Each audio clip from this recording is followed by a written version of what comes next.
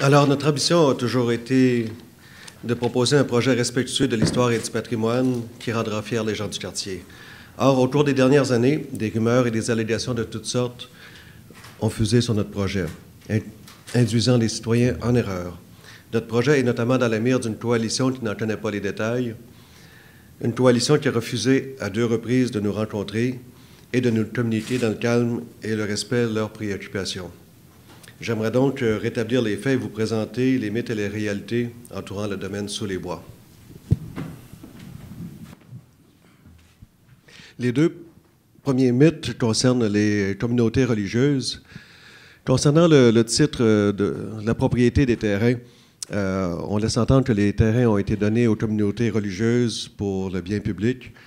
Alors, concernant le domaine de Jésus-Marie, un premier bout de terrain a été donné par le notaire Lindsay en 1869 pour créer une école pour l'éducation des jeunes filles. Mais par la suite, la grande majorité du terrain, qui est maintenant Jésus-Marie, a été acquis par les religieuses au fur des années. Même chose pour les Sœurs d'Afrique qui ont acquis leur terrain dans les années 40 de la propriétaire précédente. Concernant les taxes, on dit que les communautés religieuses ne payent pas de taxes et qu'elles devraient, en conséquent, redonner leur terrain à la communauté. Alors, c'est faux que les religieuses ne payent pas de taxes. Si je vous donne un exemple, les religieuses de Jésus-Marie, en 2012, ont payé un compte de taxes de 72 000 $. Alors, c'est pas négligeable. Pour revenir à notre projet, le nombre d'unités, on a entendu parler d'un projet énorme qui pourrait aller jusqu'à 1000 unités, alors que, comme vous avez vu, le projet combiné sur les terrains de Benmore et de Jésus-Marie comporte un total de 330 unités. Le nombre d'étages, on a entendu parler de tours de 30 étages, alors que notre projet est modulé entre 3 et 6 étages maximum. Le prix des unités aussi, on a entendu parler de condos qui seraient tout à 1 million et plus. Alors, nos condos vont être dans les prix du marché. Ça va commencer à 250 000 $ en montant. On s'adresse à la population environnante. Alors, il va en avoir pour toutes les bourses. On parle de superficie pour la construction. On a laissé entendre que quand notre projet serait terminé, qu'on ne verrait plus le terrain du tout, ce serait un projet très dense.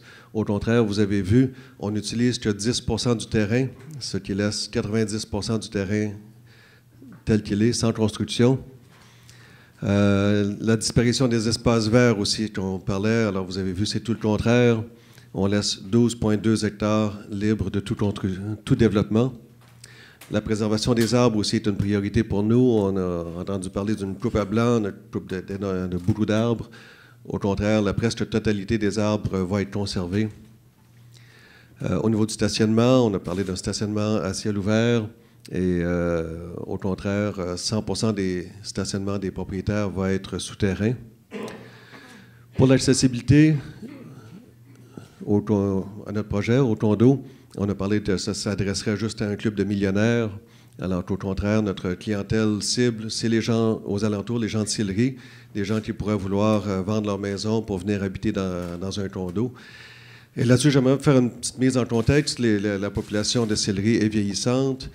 Les gens dont les enfants ont quitté la maison aimeraient, dans bien des cas, vendre leur maison pour s'acheter un condo, ce qui laisserait libre des maisons pour l'acquisition par des jeunes familles. Alors, ça pourrait permettre aussi de redynamiser le secteur de Sillery en amenant beaucoup de nouvelles familles dans les maisons qui seraient laissées libres par les gens qui vont acheter des condos. J'aimerais aussi vous parler du PPU citoyen qui a été préparé par la coalition pour l'arrondissement historique de Sillery. Nous avons analysé dans le détail cette proposition de PPU et nous avons essayé de nous y coller le plus possible. Et nous réalisons que presque tout ce qu'il demande est possible, sauf une chose, évidemment, c'est de ne rien faire du tout. Alors, nous sommes en mesure de préserver l'intégralité des prairies devant les bâtiments principaux. On va conserver l'accès public aux espaces verts en permettant la promenade de la falaise.